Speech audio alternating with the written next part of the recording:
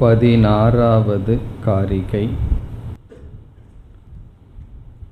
ஜீவம் கல்பயதே பூர்வம்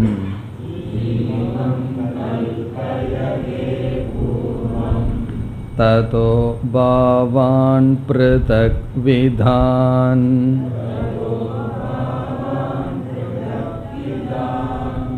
பாஹ்யானாத்யாத்மிகாம்ஸ்சைவ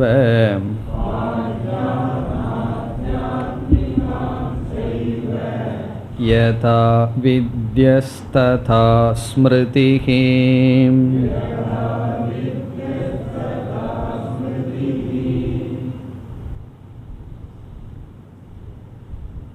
நாம் பார்த்து வருகின்ற காரிகைகளில் சிருஷ்டியை பற்றி சில கருத்துக்களை கூறி, சிருஷ்டியை மித்யா என்று நிர்ணயம் செய்ய அல்லது மித்யாவாக மாற்றுவதற்கு சாதனம் ஞானம் என்று சொல்லப்படுகின்றது. இந்த கருத்து 16 18 வரையுள்ள காரிகையில் இருக்கின்றது. ஜீவம் கல்பயதே பூர்வம். முதலில் ஜீவனானது கற்பனை செய்யப்படுகின்றது, அதாவது ஆத்ம தத்துவத்தில் ஏற்றி வைக்கப்படுகின்றது. ததக அதைத் தொடர்ந்து பாவான் ப்ருதக் விதான், விதவிதமான பதார்த்தங்கள் ஏற்றி வைக்கப்படுகின்றது. இதில் முதலில் ஜீவன், பிறகு அவன் அனுபவிக்கின்ற பொருள்கள் என்பது கருத்தல்ல. இந்த சிருஷ்டியில் முக்கியம் வகிப்பவன் ஜீவன், பிறகு அவனால் அனுபவிக்கப்படும் பொருளும் கற்பனை செய்யப்படுகின்றது. 2வது வரிக்கு வந்தால் எப்படிப்பட்ட பொருள்கள் என்று சொல்லப்படுகின்றது. பாஹ்யான் ஆத்யாத்மிகான் செய்வ. பாஹ்யான் என்றால் வெளியே உள்ள பொருள்கள், ஆத்யாத்மிகான் என்றால் நம்முடைய மனதிற்குள் இருக்கின்ற சம்ஸ்காரங்கள், குணங்கள், பாவனைகள், இவைகளெல்லாம். இதுவரை சென்ற வகுப்பில் பார்த்தோம். அடுத்த கருத்தை அறிமுகப்படுத்தினோம், அதை தொடர வேண்டும். யதா வித்யஸ்ததா ஸ்மிருதிஹி என்ற பகுதியில் எப்படிப்பட்ட பிரபஞ்சம் என்று விளக்கப்படுகின்றது. அதாவது எப்படிப்பட்ட இடத்தை நோக்கி, எப்படிப்பட்ட சூழ்நிலையை நோக்கி நாம் செல்வோம் என்பது நம்முடைய மனதை பொறுத்தது, நமக்குள் இருக்கின்ற சம்ஸ்காரங்களை பொறுத்தது. இந்த உலகம் என்பது ஒரு பொருட்காட்சி போல என்று பார்த்தோம்.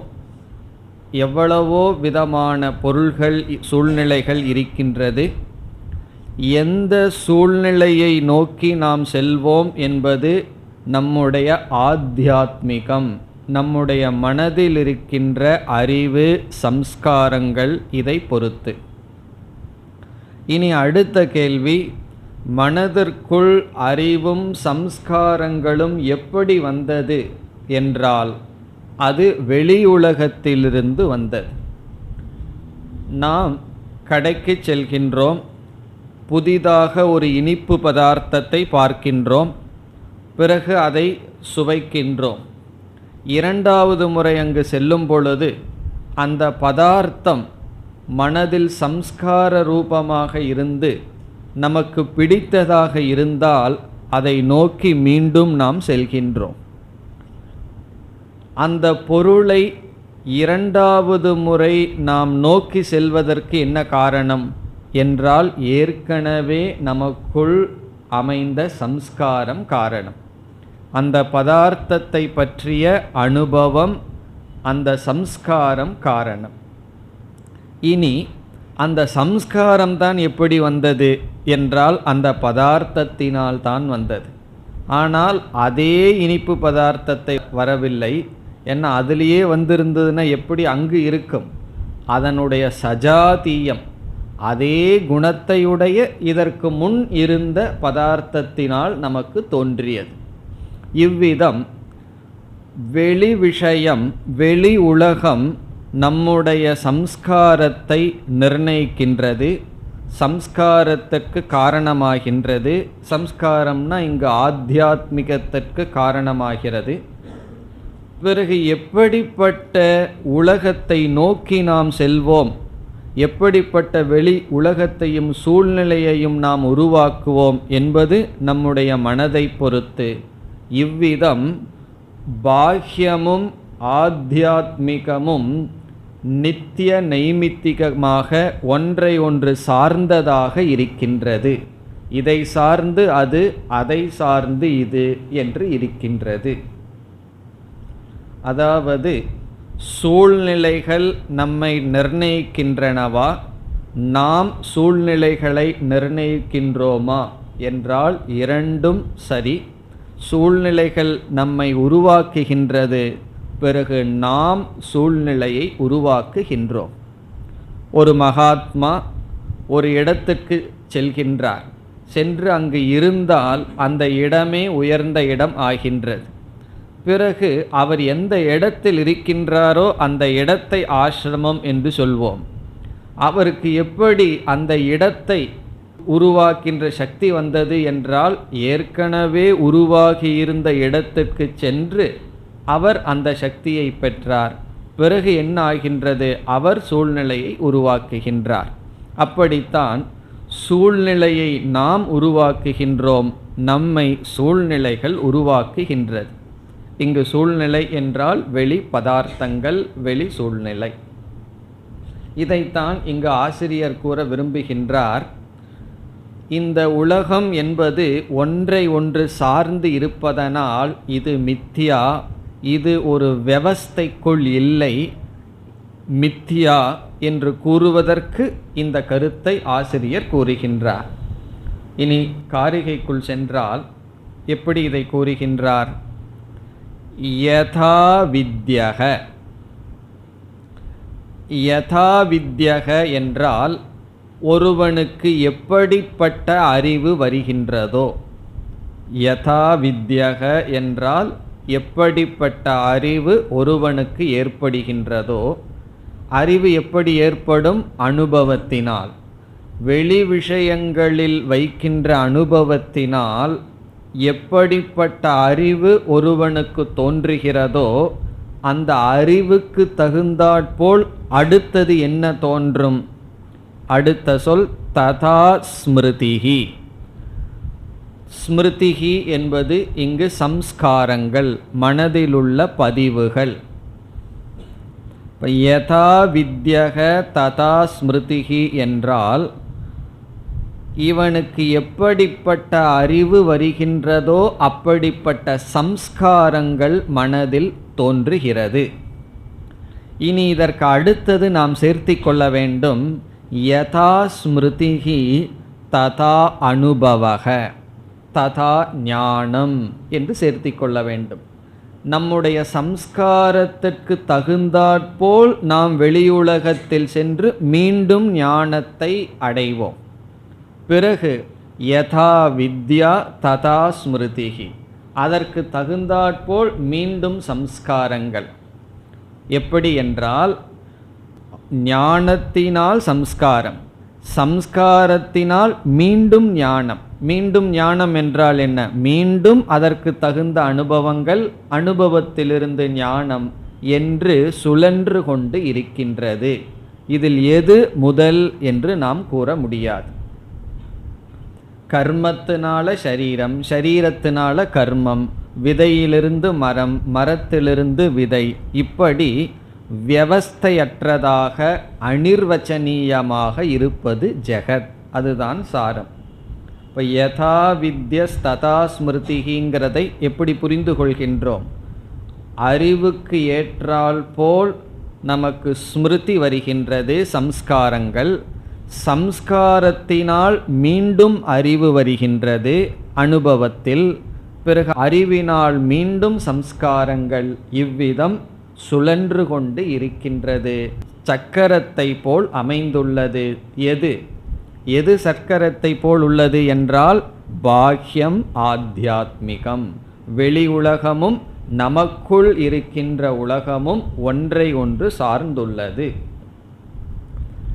அதனால்தான் என்ன சொல்வார்கள், நீ எதை பார்க்கின்றாய் அல்லது எப்படி பார்க்கின்றாய் என்பது இரண்டை காட்டுகின்றது என்று சொல்வார்கள்.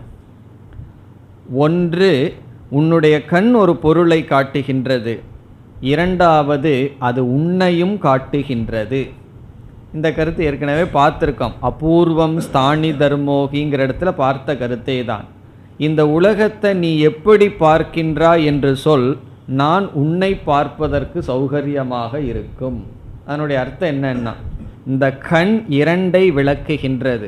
உலகத்தை விளக்குகின்றது, நம்மை விளக்குகின்றது. நீ எதை பேசுகின்றாய் என்று சொல், அந்த பேச்சிலிருந்து எதை பேசுகிறாயோ அதையும் தெரிந்து கொள்கின்றோம், பேசுபவனையும் தெரிந்து கொள்கின்றோம்.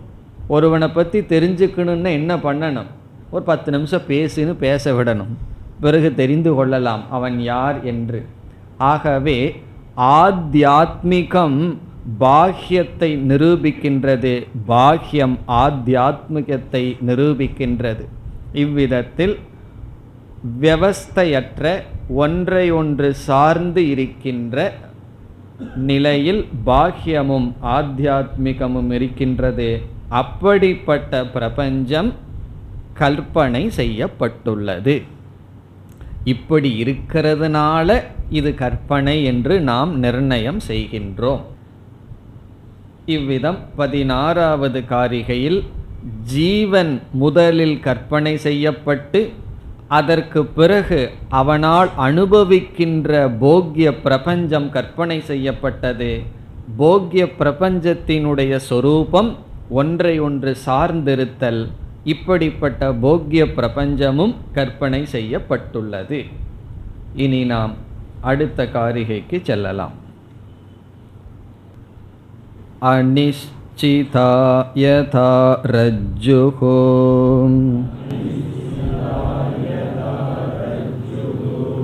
அந்தகாரே விகல்பிதா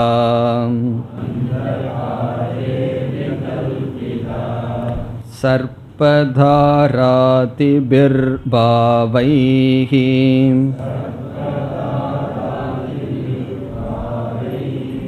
தத்வதாத்மா விகல்பிதஹ.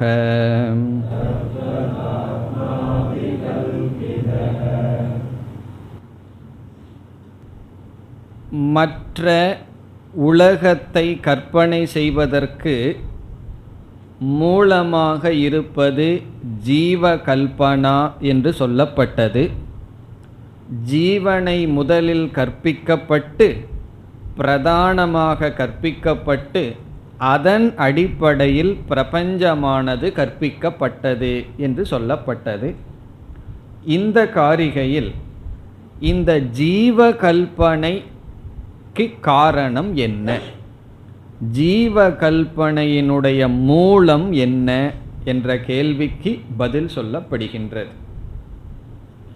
சென்ற காரிகையில் ஜீவ கல்பனையை சார்ந்து ஜெகத் கல்பனை செய்யப்பட்டது என்று சொல்லப்பட்டது.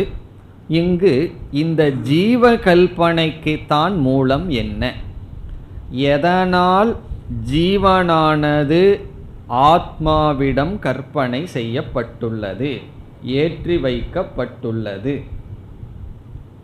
இந்த இடத்துல ஜீவ கல்பனா என்றால் என்ன? சூக்ஷ்ம சரீரம், காரண சரீரம், இவைகளெல்லாம் ஏன் அல்லது எந்த காரணத்தினால் ஆத்மாவிடம், சச்சிதானந்த ரூபமாக இருக்கின்ற ஆத்மாவிடம் ஏற்றி வைக்கப்பட்டுள்ளது. அதற்கு ஆசிரியர் உதாரணத்துடன் அஞ்ஞானம் என்ற பதிலை கூறுகின்றார். இந்த காரிகையில் வருகின்ற பதில் அஞ்ஞானம், அறியாமை மூலம். ஜீவனை ஏற்றி வைத்தல் ஆத்மாவிடம், மூலம் அறியாமை. ஜீவனை ஏற்றி வைப்பதற்கு மூலம் அறியாமை. அதை நமக்கு தெரிந்த பிரசித்தமான உதாரணத்துடன் ஆசிரியர் கூறுகின்றார். காரணம் என்ன? இங்கு என்ன சொல்ல வர விரும்புகின்றார்? அனைத்து அத்தியாசங்களுக்கும் கற்பனைகளுக்கும் மூலம் அறியாமை. இதை நிர்ணயம் செய்தால்தான் அடுத்ததாக என்ன சொல்ல முடியும்? ஆகவே ஞானம் சாதனம். உண்மையிலேயே ஆத்மாவிடம் வைக்கப்பட்டிருந்தால் ஞானம் சாதனம் அல்ல. நம்முடைய துணியில அழுக்கானது படிந்திருந்தால் ஞானத்தினால அழுக்க நீக்க முடியாது. பிறகு என்ன செய்யணும்? அதை செயல்ல கர்மத்தினால சுத்தம் செய்ய வேண்டும். பிறகு ஸ்படிகத்தில் சிவப்பு வர்ணம் தெரிகின்றது என்றால் உண்மையில் படியவில்லை, ஏற்றி வைக்கப்பட்டுள்ளது. அந்த சூழ்நிலையில் சாதனம் ஞானம் ஸ்படிகத்தை சுத்தம் செய்ய வேண்டியதில்லை, அது சுத்தம் என்று புரிந்து கொண்டால் போதும். ஆகவே ஆசிரியர் ஞானத்தை சாதனமாக சொல்வதற்கு முன் அஞ்ஞானம் மூலம் என்று இங்கு நிலைநாட்டுகின்றார். இங்கு அதிஷ்டானமாக இருப்பது ஒரு தத்துவம், ஆத்மா அல்லது பிரம்ம தத்துவம். அந்த ஆத்மாவின் மீது ஏற்றி வைக்கப்பட்டது பலவாக இருக்கின்றது. ஜெகத், ஜீவன் என்று விதவிதமான தத்துவங்கள். தத்துவங்கள் என்றால் விதவிதமான கற்பனைகள் செய்யப்பட்டிருக்கின்றது. அதை இங்கு கூறுகின்றார். காரிகைக்குள் சென்றால்,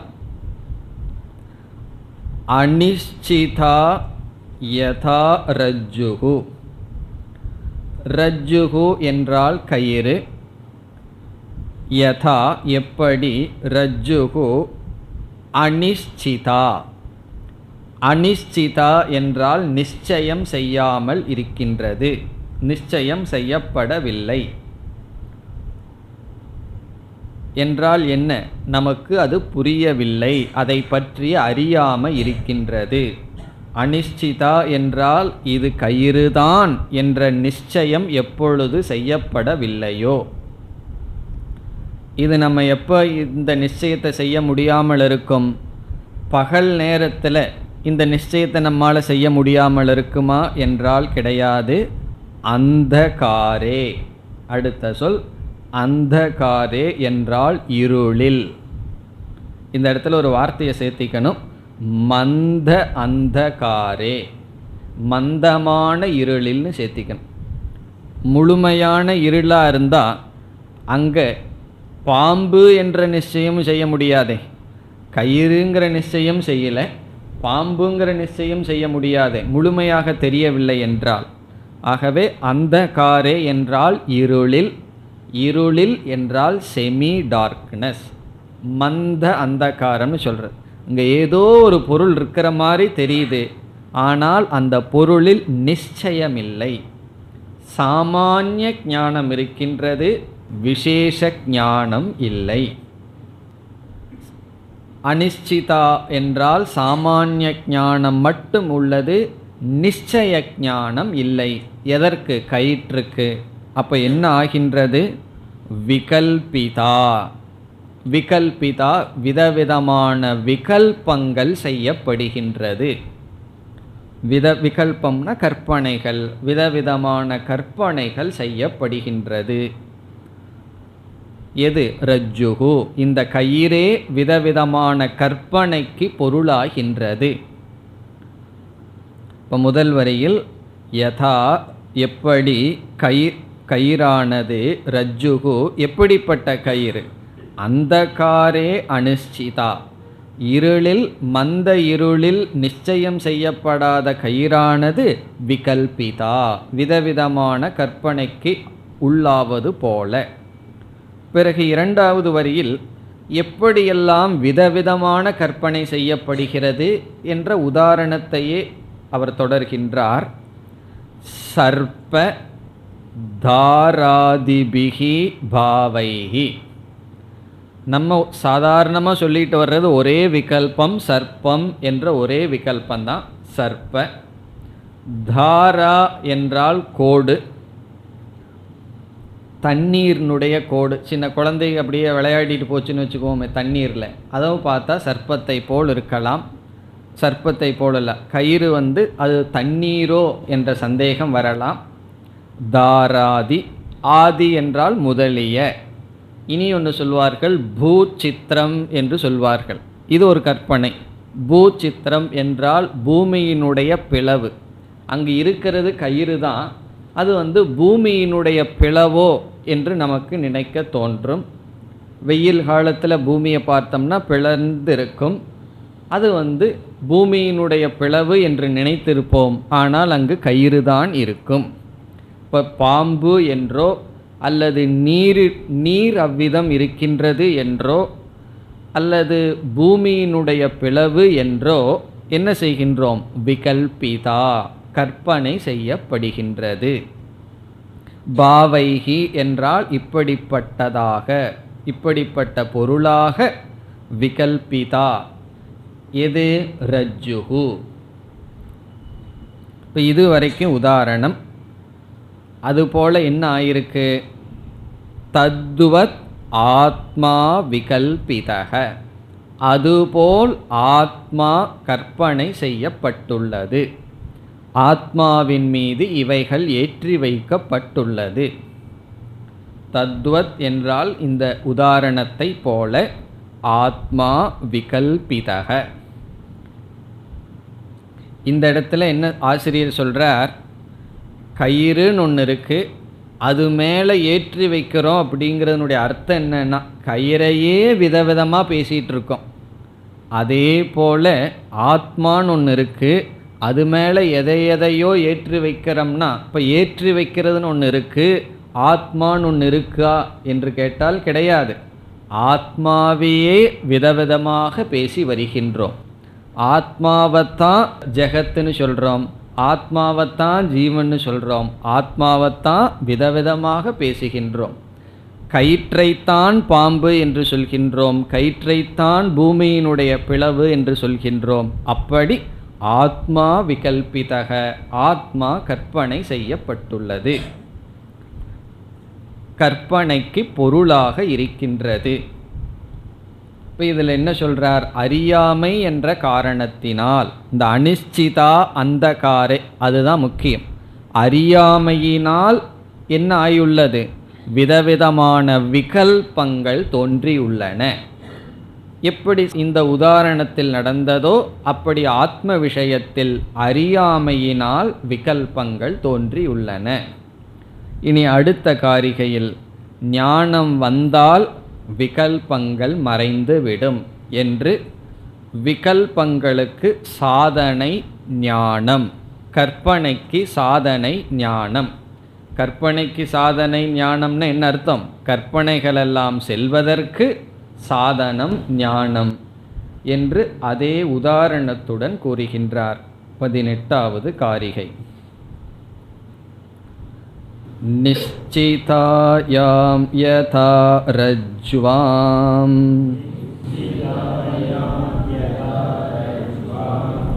விகல்போ விநிவர்த்ததே ரஜ்ஜுரே வேதி சாத்வைதம்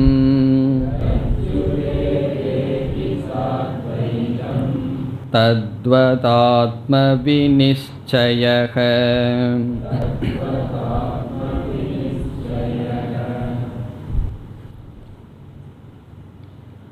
இதுவும் எளிமையான காரிகை.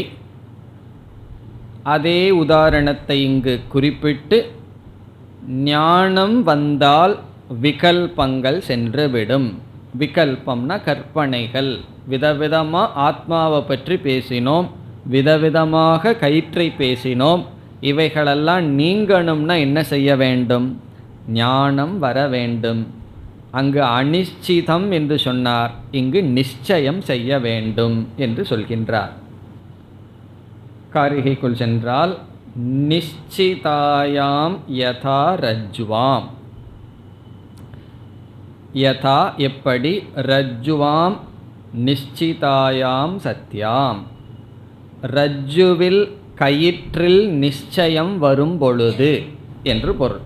ரஜ்வாம் நிச்சிதாயாம் என்றால் கயிற்றில் நிச்சயம் ஏற்படும் பொழுது. என்ன நிச்சயம்? கயிற்றில் கயிறு என்ற நிச்சயம் ஏற்படும் பொழுது. கயிற்றில் நிச்சயம் ஏற்படும் பொழுதுனா கயிற்றில் நிச்சயிக்கப்படும் பொழுது. எது? கயிறு என்று நிச்சயிக்கப்படும் பொழுது என்ன ஆகின்றது? விகல்பக வினிவர்த்ததே, விகல்பங்கள் மறைந்து விடுகின்றது.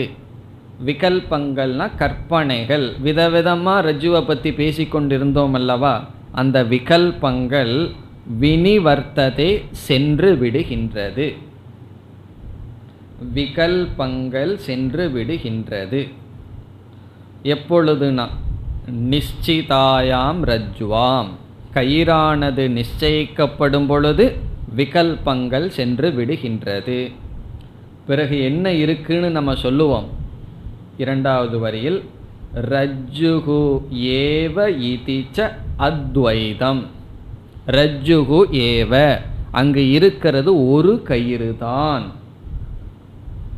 அத்வைதம் ஒரு வார்த்தையை சேர்த்திக்கணும். அவசிஷ்யதே, மீதி இருக்கின்றது. அத்வைதந்தான் எஞ்சி இருக்கின்றது. ரஜ்ஜுகு ஏவ, அந்த ரஜ்ஜுகு ஏவ என்றால் கயிறு மட்டும்தான். அவசிஷ்யதே எஞ்சி இருக்கின்றது. இப்போ எஞ்சி இருக்கின்ற தத்துவம் எவ்வளவுனா அத்வைதம். அத்வைதம்னா இருமையற்றது, ஒரே ஒரு கயிறு தான் எஞ்சி இருக்கின்றது. இது போல என்னன்னா, இதெல்லாம் நமக்கு தெரிஞ்ச உதாரணம். இது போல தத்துவத் ஆத்ம வினிச்சயக, இது போல ஆத்மாவினுடைய நிச்சயம் செய்யப்பட வேண்டும். அப்படி செஞ்ச என்ன இருக்குன்னா ஆத்மா ஏவ அவசிஷ்யதே அத்வைதம். அத்வைதக ஆத்மா ஏவ அவசிஷ்யதே. இப்போ தத்துவத்னா இதை போல ஆத்ம வினிச்சயகன ஆத்ம விஷயத்தில் நிச்சயம் செய்ய வேண்டும். நிச்சயம் ஏற்படுகின்றது. இதில் என்ன கருத்து என்றால் அத்தியாசம் பகு அதிஷ்டானம் ஏகம். இப்போ 10 அத்தியாசம் இருந்தால் 10 அதிஷ்டானம் இருக்குங்கிற எண்ணம் நமக்கு வந்துடலாம். அப்படி கிடையாது. 10 அதிஷ்டானமோ அல்லது எண்ணிக்கை அற்ற அத்தியாசம் இருந்தாலும் அதிஷ்டானம் ஒன்றாக இருக்கலாம். ஒவ்வொரு ஜீவனுக்கும் ஒவ்வொரு அதிஷ்டானம்னு நினைக்க தோன்றிவிடும். அப்படி கிடையாது. அத்தியாசம் துவைதமாக இருப்பினும் அதிஷ்டானம் ஒன்றுதான். பிறகு ஞானத்தினுடைய பலன் அத்தியாச நிவர்த்திகி. நம்ம ஒரு பெரிய பூர்வபக்ஷத்தை சந்திப்போம். என்னவென்றால் ஞானத்தினால ஒன்றையும் அடைய முடியாது என்பது ஒரு பூர்வபக்ஷம். நம்ம என்ன சொல்கிறோம்? உபனிஷத் ஞானத்தை கொடுக்குதுன்னு சொல்கின்றோம். ஒரு முக்கியமான பூர்வபக்ஷம் என்னவென்றால் அறிவு எதையும் அடைய வைக்காது. அறிவு அஞ்ஞானத்தை தான் நீக்கும், அதற்கு மேலே ஒன்றும் செய்யாது. நம்ம அதை ஒத்துக்கிறோம், உண்மைதான். அறியாமையை நீக்கிறத தவிர ஞானத்திற்கு வேறு காரியம் கிடையாதுன்னு. பிறகு என்ன சொல்கின்றோம்? ஒரு சமயம் அறியாமையிலிருந்து ஏதாவது தோன்றியிருந்தால், அஞ்ஞானத்தினுடைய காரியம் ஏதாவது இருந்தால் அது ஞானம் நீக்குவதில்லை, அறியாமை நீங்கியதனால் அதுவும் நீக்கப்படுகின்றது. ஆகவே ஞானம் ஒரு காரியத்தை செய்கின்றது. அது நேரடியாக செய்யவில்லை. ஒன்றை செய்வதனால் இனி ஒன்று செய்ததற்கு சமமாகின்றது. அறியாமையை நீக்குகின்றது. அறியாமையினுடைய விளைவும் நீங்கப்படுகின்றது. அது ஞானத்தினால்தான் நீங்குது. ஏன்னா ஞானம் அஞ்ஞானத்தை நீக்க, அஞ்ஞானத்தினுடைய விளைவுகளான அத்தியாசம், இந்த அத்தியாசம்தான் துக்கம், இவைகளெல்லாம் நீங்கப்படுகின்றது. ஆகவே கடைசியாக என்ன சொல்லுவோம்? ஞானம் புருஷார்த்த சாதனம், ஞானம் பிரயோஜனத்தை கொடுக்கிற ஒரு சாதனம் என்று நாம் கூறுவோம்.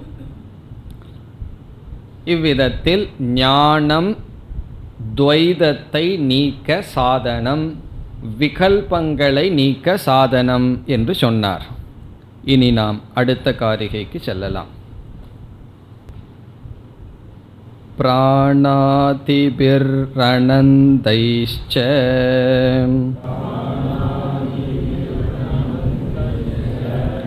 பாவைரேதைர்விகல்பிதஹ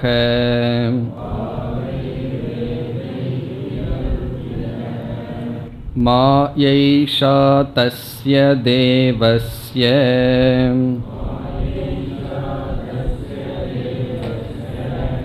யயா சம்மோகிதः ஸ்வயம்.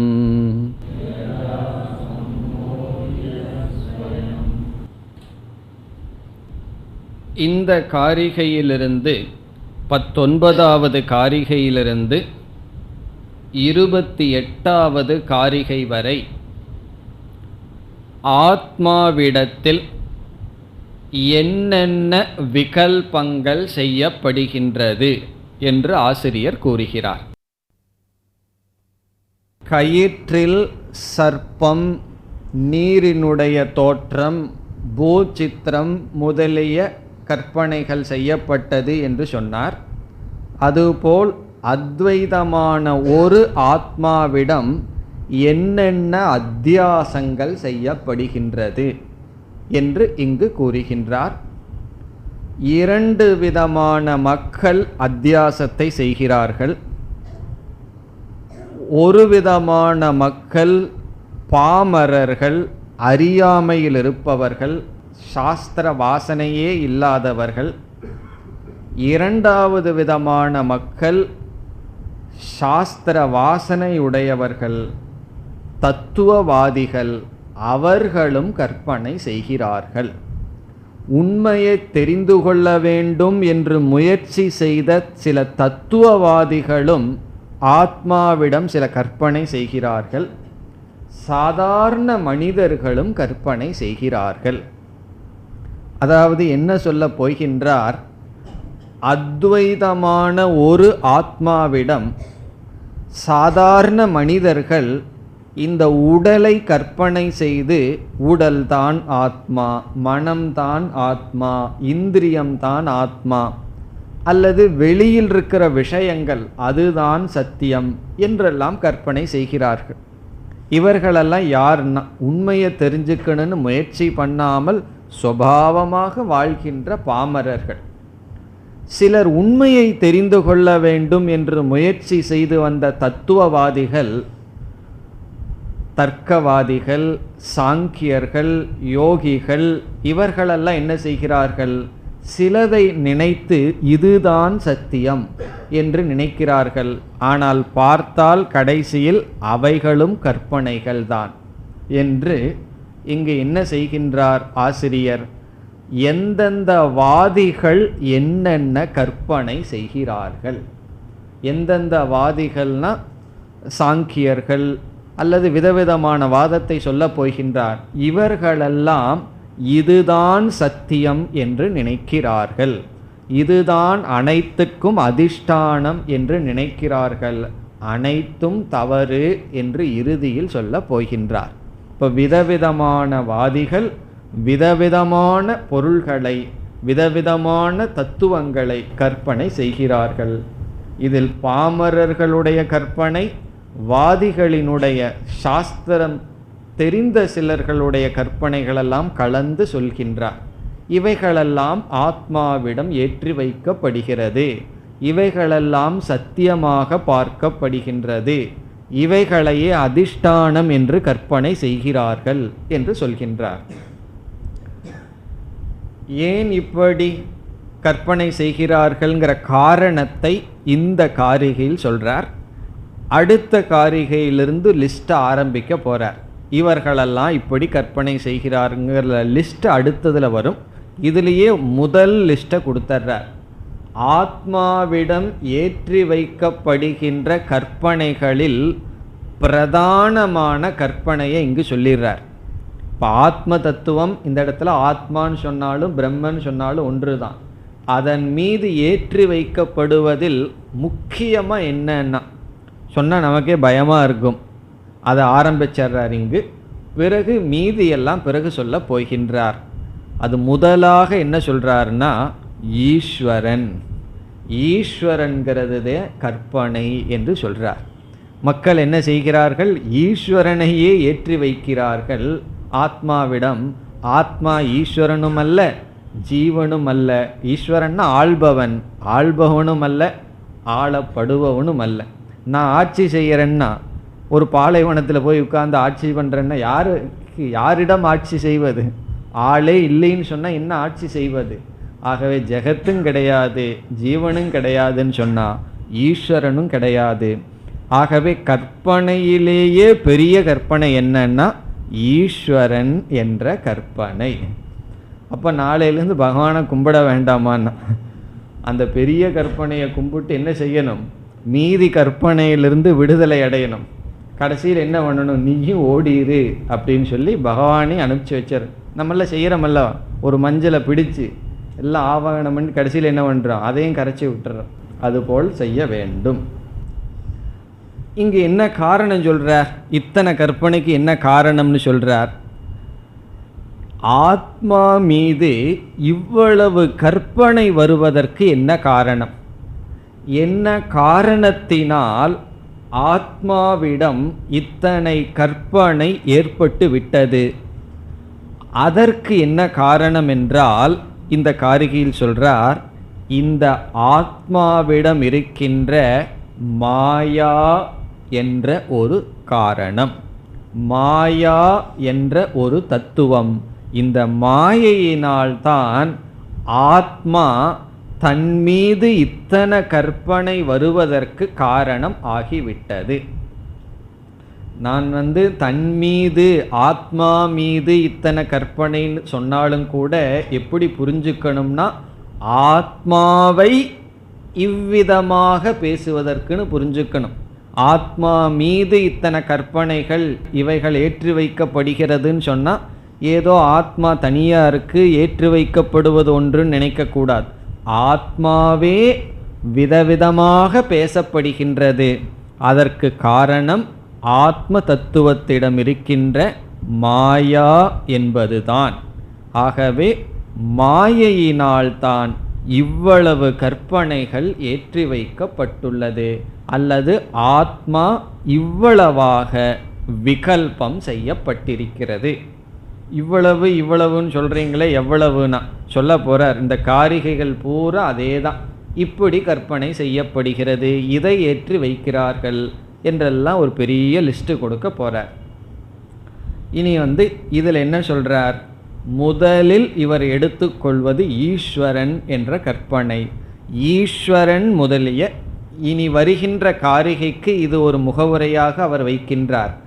ஈஸ்வரன் முதலிய அனைத்து கற்பனைகளுக்கும் அனைத்து விகல்பங்களுக்கும் காரணம் ஆத்மாவிடம் இருக்கின்ற மாயா சக்தி. அதுதான் இந்த காரிகையின் சாரம். ஈஸ்வரன் முதலிய அனைத்து கற்பனைகளுக்கும் காரணம் ஆத்மாவிடம் இருக்கின்ற மாயா என்ற ஒரு சக்தி. இனி காரிகைக்குள் சென்றால், பிராணாதிபிகி, இங்கு பிராணக என்ற சொல்லுக்கு பொருள் ஈஸ்வரன். ஆதிபிகி ஈஸ்வரன் முதலிய, அந்த முதலியங்கிறது இனிமேல் வரப்போகுது. இனிமேல் நாம் 28வது காரிகை வரை கற்பனைகளைத்தான் பார்க்க போகிறோம். என்னென்ன விகல்பங்கள், எவைகளெல்லாம் சத்தியமாக நினைக்கப்பட்டது, அதெல்லாம் சொல்ல போகிறார். அதுக்கு அறிமுகப்படுத்துகிறார். பிராணன் முதலிய, பிராணாதிபிகி, அனந்தைகி. இங்கே சொல்கிறார் அனந்தம்ங்கிறார். ஆத்மா மீது செய்யப்பட்ட கற்பனை இருக்கே அது அனந்தம். அனந்தம்னா முடிவில்லாத கற்பனை. வாயை திறந்து பேசினோம்னா அது கற்பனை தான். எதை பேசினாலும் அது கற்பனை தான். அதனால தான் தட்சிணாமூர்த்தி என்ன பண்ணிட்டார்? நம்ம பேசினா தானே கற்பனையாயிருன்னு பேசாமல் இருந்துட்டார். இதுதான் ஆத்மானு பேச ஆரம்பிச்சிட்டோம்னா அது என்னன்னா கற்பனை தான். அனந்தைகி பாவைகி, அனந்தைகி பாவைகுனா எண்ணிக்கையற்ற ஈஸ்வரனிடம் ஆரம்பித்து எண்ணிக்கைக்கு அற்ற பாவைகள்னா கற்பனைகள். ஏதைகி, ஏதைகினா இனி சொல்லப் போகின்றன்னு சொல்கிறார். இப்பொழுது இனிமேல் சொல்லப் போகின்ற பாவங்களுடன் என்ன இருக்கு? விகல்பிதக. இங்கே ஒரு வார்த்தையை சேர்த்துக்கணும், ஆத்மா. ஆத்மாவானது விகல்பம் செய்யப்பட்டுள்ளது. ஒரே ஒரு அத்வைத தத்துவமானது ஈஸ்வரனில் ஆரம்பித்து அனந்தமான பாவனைகளுடன் அனந்தமாக அது கற்பனை செய்யப்பட்டுள்ளது. பிறகு இரண்டாவது வரிக்கு வந்தால் இந்த கற்பனைக்கு காரணம் என்ன? மாயா ஏஷா. எல்லாம் மாயை தான். ஏஷான்னா இந்த மாயை. யாருக்குன்னா தஸ்ய தேவஸ்ய. தஸ்ய தேவஸ்யங்கிற சொல் இங்கு ஆத்மாவை குறிக்கின்றது. ஆத்மாவுக்கு இங்கு சொல்கின்ற சொல் தேவக. இங்கு தேவகன்னு சொன்ன அறிவு சொரூபமானவர் அர்த்தம். தஸ்ய தேவஸ்ய ஏஷா மாயா. இந்த ஆத்மாவினுடைய இந்த மாயைதான், இந்த ஆத்மாவினுடைய இந்த மாயைதான் என்ன? அனைத்து விகல்பங்களுக்கும் காரணம். இந்த இடத்துல மாயைனா மாயா சக்தி, அஜ்ஞானம், ஆத்மாவிடம் இருக்கின்ற அஜ்ஞானம். இப்போ இரண்டு வந்துடலாமே. மாயைன்னு ஒன்று இருக்கு, பிறகு மாயையிலிருந்து தோன்றிய கற்பனைன்னு இருக்குன்னா, மாயையிலிருந்து தோன்றிய கற்பனை அதுவே பொய்ன்னு சொன்னால் மாயையும் பொய் தான், மாயையும் ஒரு விதமான கற்பனை தான். இந்த கற்பனைகளையெல்லாம் பார்த்துட்டு இதுக்கு கடைசியில் காரணம் மாயைன்னு சொல்கிறோம். கற்பனைகள் இல்லைன்னு சொன்னால் கடைசியில் மாயையும் இல்லை. இப்போ ஏஷா மாயா தஸ்ய தேவஸ்ய. பிறகு என்ன சொல்கிறார்? இந்த மாயையினால் விதவிதமான கற்பனைகள் கடைசியில் மோகப்பட்டது யார்னா அதுவும் இந்த ஆத்மாவே தான். ஆத்மாவே தான் மோகத்துக்குள்ளும் ஆயுள்ளது, மோகத்தினுடைய வசப்பட்டிருக்கின்றது என்று கூறுகிறார். யயா, இந்த மாயையினால் மோகிதக ஸ்வயம், இந்த ஆத்மா தானே மோகவசப்பட்டு விட்டது. ஸ்வயம்னா தானே, இந்த ஆத்மாவே மோகிதகன மோகத்தினுடைய வசப்பட்டு விட்டது. இதனுடைய பொருள் என்ன? சாஸ்திரத்தில் ஒரு பெரிய கேள்வி, சம்சாரி யார் அப்படின்னு ஒரு கேள்வி. அகம் பிரம்மாஸ்மின்னு சொல்கிறது யார்? பெரிய கிரந்தங்கள்ல எல்லாம் அதிகமாக விசாரம் செய்வார்கள். கேள்வி சிறியதாக இருக்குன்னு தோன்றும், கடினமான கேள்வி தான். சம்சாரி யார் அப்படிங்கிறது கடினமான கேள்வி. காரணம் என்னன்னா, ஆத்மாவை சம்சாரின்னு சொல்ல முடியாது. ஆத்மாவை போய் இப்படி சம்சாரின்னு சொல்ல முடியும்? ஆத்மா நித்திய முக்த ஸ்வரூபம் சாஸ்திரமே சொல்லுது.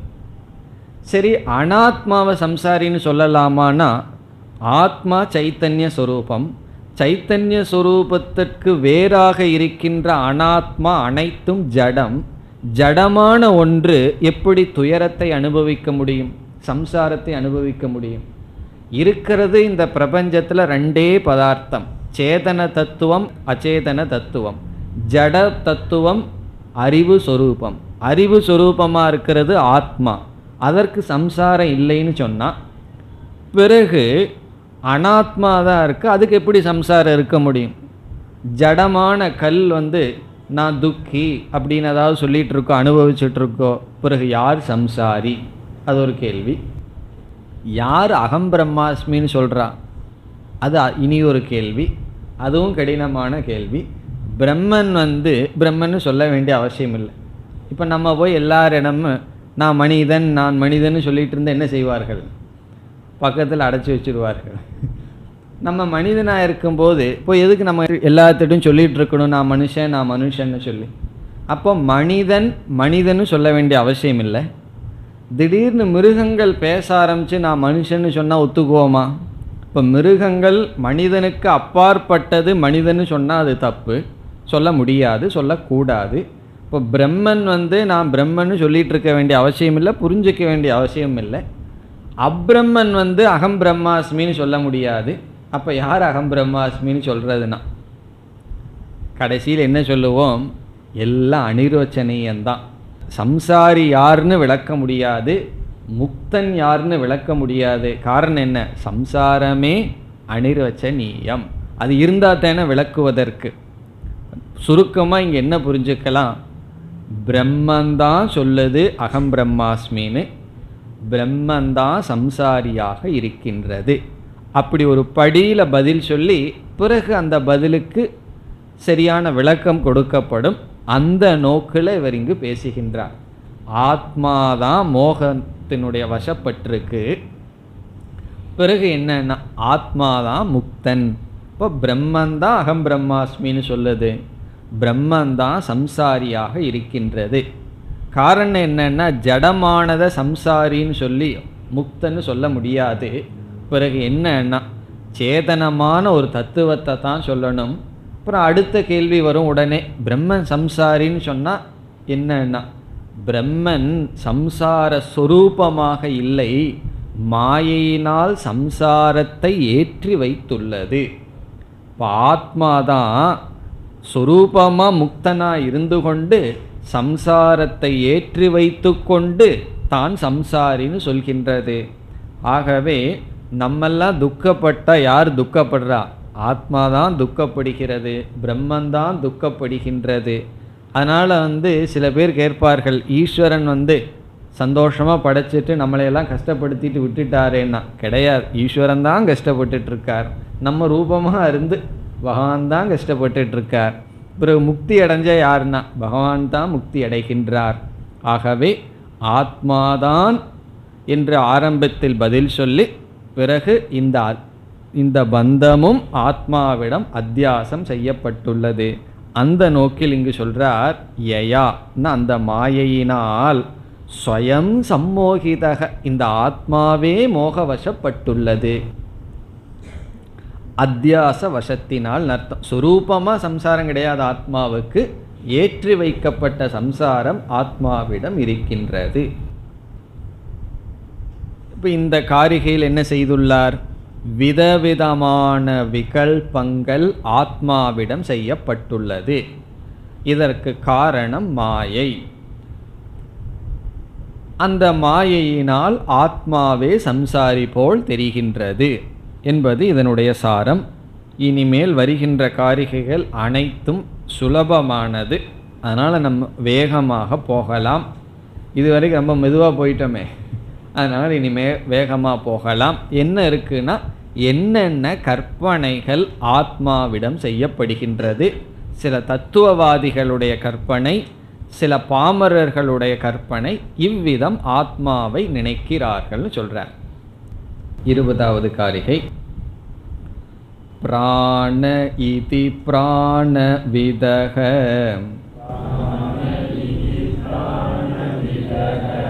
பூதா நீதி ச தத்விதக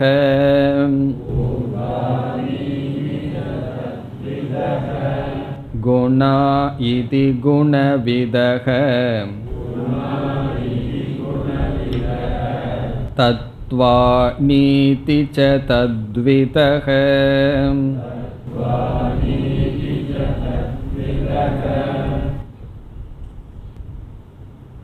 முதல் கற்பனை பிராணக இதி பிராணவிதக. பிராணக என்ற சொல் இங்கு ஈஸ்வரனை குறிக்கின்றது. நம்ம மூச்சு காற்று அல்ல, ஈஸ்வரனை இங்கு குறிக்கின்றது. பிராணவிதக என்றால் ஈஸ்வரனை அறிபவர்கள், அதை தெரிஞ்சிட்டவர்கள், அதை ஏற்றி வைக்கிறார்கள் அர்த்தம். எதெல்லாம் அவர்களுக்கு தெரியுதோ அதுதான் தத்துவம்னு நினைக்கிறார்கள், அதைத்தான் ஏற்றி வைக்கிறார்கள். இப்போ இங்கே சொல்ல போகிற கருத்துக்கள் அனைத்தும் விகல்பங்கள், கற்பனைகள், சாஸ்திர யுக்திக்கு விரோதமானவைகள், ஆத்மாவிடம் ஏற்றி வைக்கப்படுபவைகள். இங்கு 4 சொல்கின்றார். முதலில் பிராணக. இந்த கற்பனையை யார் செய்கிறார்கள் என்றால் ஹிரண்ய கர்ப்ப உபாசகர்கள். யார் யார் இந்த கற்பனை செய்கிறார்னு நம்ம சேர்த்து பார்ப்போம். ஹிரண்ய கர்ப்ப உபாசகர்கள் என்ன செய்கிறார்கள்? பிராணன், இந்த இடத்துல ஈஸ்வரன் இன்னும் பொருள் கொள்ளலாம், அல்லது ஹிரண்ய கர்ப்பன் என்றும் பொருள் கொள்ளலாம். இவர்கள் ஈஸ்வரன் சொல்லும் பொழுது நிமித்த மாத்திரம், நிமித்த காரணமாக மட்டும் இருப்பவர் என்ற கொள்கையுடன் இருக்கிறார்கள். நிமித்த மாத்திர காரண ஈஸ்வரக அல்லது ஹிரண்ய கர்ப்பக பிராணக. நிமித்த மாத்திரமாக, நிமித்த காரணமாக மட்டும் இருக்கின்ற ஈஸ்வரன் அல்லது ஹிரண்ய கர்ப்பனாக இருப்பவன். அந்த ஹிரண்ய கர்ப்பனை தியானிக்கின்றவர்கள் இதுதான் சத்தியம், இதுதான் அனைத்திற்கும் அதிஷ்டானம், இதிலிருந்துதான் அனைத்தும் தோன்றியது என்று நிச்சயம் செய்கிறார்கள். இது ஒரு விதமான கற்பனை. இப்போ ஒவ்வொன்றிலையும் தத்விதக பிராணவிதகன்னு வரும். விதகன்னு சொன்னால் அதை அறிபவர்கள். ஒருவன் எதை அறிகிறானோ அதுதான் உண்மைன்னு நினைக்கிறார்கள். இப்போ பிராணவிதக, பிராணனை அறிபவர்கள் பிராணக இதி. இப்போ ஒரு வார்த்தையை சேர்த்திக்கணும், பிராணக சத்யக அல்லது பிராணக அதிஷ்டானம் என்று கல்பயந்தி. இங்கெல்லாம் வெர்பெல்லாம் கிடையாது, இல்லை நம்ம சேர்த்திக்கணும். பிராண இதினா பிராணக தத்துவம், பிராணக சத்யக என்று கல்பனை செய்கிறார்கள். யார்? பிராணவிதக, பிராணனை அறிகின்ற உபாசகர்கள். இது முதல் கற்பனை. இனி இரண்டாவது கற்பனை. பூதானி இதிச்ச தத்விதக. இங்கு பூதானி என்றால் 4 பூதங்கள், நாம் அனுபவிக்கின்ற பூதங்களில் ஆகாசத்தை தவிர 4 பூதங்கள். பிருத்திவி அப் தேஜோ வாயுகு. 4 பூதங்கள் தான் தத்துவம் என்று லௌகிகவாதிகள், லோகாயதிகாக, லோகாயதிகாகனா மெட்டீரியலிஸ்ட்னு சொல்கிறோம், சார்வாக்கர்கள்னு சொல்கிறோம், அவர்கள் கற்பனை செய்கிறார்கள். பூதானி இதி இங்கே எப்படி சேர்த்துக்கணும்? பூதானி தத்துவானி. இந்த பஞ்சபூதங்களில் அவர்கள் ஆகாசத்தை விட்டு விடுகிறார்கள். 4 பூதங்கள் தான் சத்தியம், இதுதான் அனைத்திற்கும் மூல காரணம், இதுதான் அதிஷ்டானம் என்று தத்விதக இந்த பூதங்களை அறிபவர்கள் கற்பனை செய்கிறார்கள். இனி மூன்றாவது குணா இதி குணவிதக. இது சாங்கியர்களுடைய கற்பனை. சத்வம் ரஜஸ் தமஸ் என்ற 3 குணங்கள் தான் சத்தியம், எல்லாமே இந்த 3 குணங்களில் தான் இருக்குது, 3 குணங்கள்லிருந்து தான் அனைத்தும் தோன்றியது என்று சாங்கியர்களுடைய கற்பனை. குணவிதகன குணங்களை அறிகின்ற சாங்கியர்கள் குணாகா, குணங்கள் தான் தத்துவாகா, தத்துவங்கள் என்று நினைக்கிறார்கள். இனி அடுத்தது தத்துவானி இதிச்ச தத்விதக.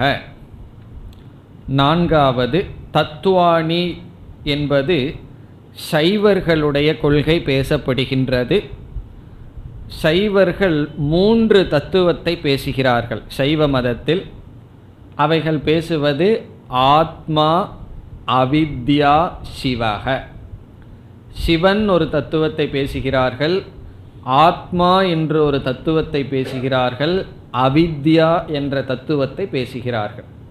அவர்களுக்கு இந்த 3 உண்மை, அதனால தான் முப்பொருள் உண்மை என்று சொல்வார்கள்.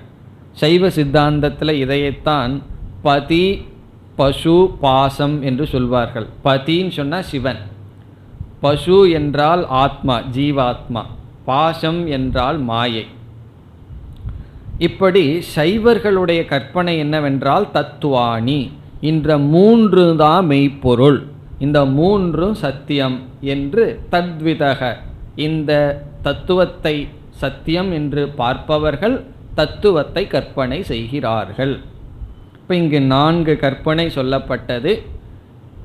ஹிரண்யகர்ப்ப உபாசகர்கள் ஹிரண்யகர்ப்பனையும் அல்லது நிமித்த காரணமாக இருக்கின்ற ஈஸ்வரனை ஆத்மாவிடம் கற்பனை செய்கிறார்கள்.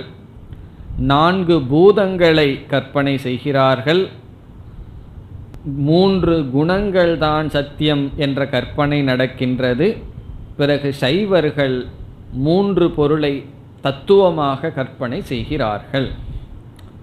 இனி அடுத்தது பாதா இதி பாத விதக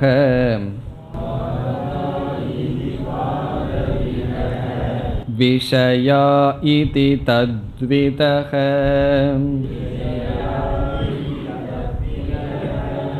லோகா இதி லோகவிதக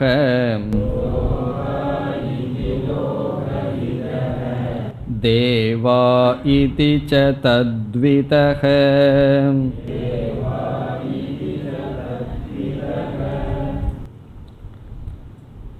இங்கும் 4 கற்பனைகள். பாதாகா இதி பாதவிதக. இங்கு பாதாகா என்றால் விஸ்வன் தைஜசன் பிராக்யன் துரியன் என்ற இந்த 4 பாதங்கள் உண்மை என்று நினைக்கிறார்கள் சிலர். ஏன்னா விஸ்வன் தைஜசன் எல்லாம் இருந்தால் தான் விவகாரம் நடக்குது. ஆகவே இந்த 4ம் வேறு வேறு, 4ம் தான் உண்மை என்று 4 பாதங்களை அறிந்தவர்கள் 4 பாதங்கள் சத்தியம் என்று நினைக்கிறார்கள். பிறகு விஷயாகா இதி தத்விதக. தத்விதகன இந்த விஷயங்களை அறிபவர்கள் விஷயாகா. விஷயாகான்னு சொன்னால் நாம் அனுபவிக்கின்ற பொருள்கள்தான் தத்துவம். நம்மால் அனுபவிக்கின்ற பொருள்கள்தான் சத்தியம், அவைகள்தான் அதிஷ்டானம் என்று இப்படி யார் நினைக்கிறான்னா வாத்ஸ்யாயனக அப்படின்னு ஒரு வரான். வாத்ஸ்யாயனாக. வாத்ஸ்யாயனன் ஒரு முனிவர். அவரை போய் முனிவர் எப்படி சொல்கிறதுன்னு தெரியல. போய் விஷயத்தை சத்துவம் சொல்கிறார். ஆனால் வாத்ஸ்யாயனர்கள் இவ்விதம் நினைக்கிறார்கள். அதாவது நம்மால் அனுபவிக்கக்கூடிய விஷயங்கள் தான் சத்தியம், அதுதான் அதிஷ்டானம், அதுதான் பரம் என்று நினைக்கிறார்கள். விஷயாகா இதி ச தத்விதக. பிறகு 3வது லோகாகா இதி லோகவிதக. இங்கு லோகாகான்னு சொன்னால் 3 லோகங்கள் பூர்புவ சுவக என்று திரையக லோகாகா.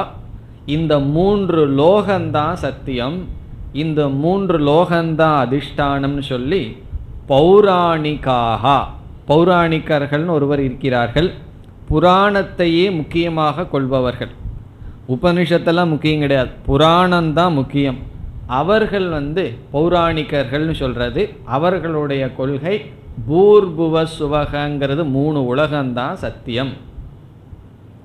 லோகாகா இது லோகவிதக. எல்லாம் கடைசியில் நம்ம எதில் இருக்கன்னு பார்த்துக்கணும். நம்ம எதில் இருக்கணும், அதில் ஒன்லி இருக்கக்கூடாது, இல்லை ஏதாவது போய் சேர்ந்துடக்கூடாது. இதெல்லாம் எதுக்குன்னு அதெல்லாம் விஷமமான திருஷ்டின்னு சொல்லிட்டு வர்றார். லோகாகா இது லோகவிதக. இனி அடுத்த ஆள் யாருன்னா தேவாகா இது ச தத்விதக. தேவர்கள்தான் சத்தியம்னு சிலர் நினைக்கிறார்கள். அக்னி, இந்திரன், வாயு முதலிய தேவர்கள் தான் ஜெகத்துக்கு காரணம், தேவர்கள் தான் தத்துவம், அந்த தேவர்கள் தான் சத்தியம்னு நினைக்கிறார்கள். யார்னா தேவதா காண்டியாகா அப்படின்னு சிலர். தேவதா காண்டியாகங்கிறவர்கள் ஒரு விதமானவர்கள். இந்த அனைத்து காரிகைகளும் சங்கராச்சாரியார் விளக்கமே எழுத கிடையாது. என்ன சொல்லிடுறார், இதெல்லாம் ரொம்ப சுலபம்னு விட்டுட்டார். மற்ற விளக்க ஆசிரியர்கள் தான் யார் யார் என்னென்ன தப்பு எப்படி செய்கிறார்கள், அது ஏன் தப்புன்னெல்லாம் விளக்கிட்டு இருக்கார். நமக்கு அதெல்லாம் அவ்வளவு உள்ளே போக வேண்டிய அவசியம் இல்லை. இதெல்லாம் தப்பு, யார் செய்கிறார்கள், என்ன தப்பு செய்கிறார்கள் அது தெரிந்தால் போதும். இப்போ இங்கும் 4 தவறுகள் சொல்லப்பட்டுள்ளது. விஸ்வன் தைஜசன் முதலிய பாதங்கள், விஷயங்கள், லோகங்கள், தேவதைகள். மேலும் வருகின்ற தவறுகளை அடுத்த வகுப்பில் பார்ப்போம். ஓம் பூர்ணமத பூர்ணமிதம் பூர்ணாத் பூர்ணமுதச்யதே பூர்ணஸ்ய பூர்ணமாதாய பூர்ணமேவாவசிஷ்யதே. ஓம் சாந்தி ஷாந்தி ஷாந்தி.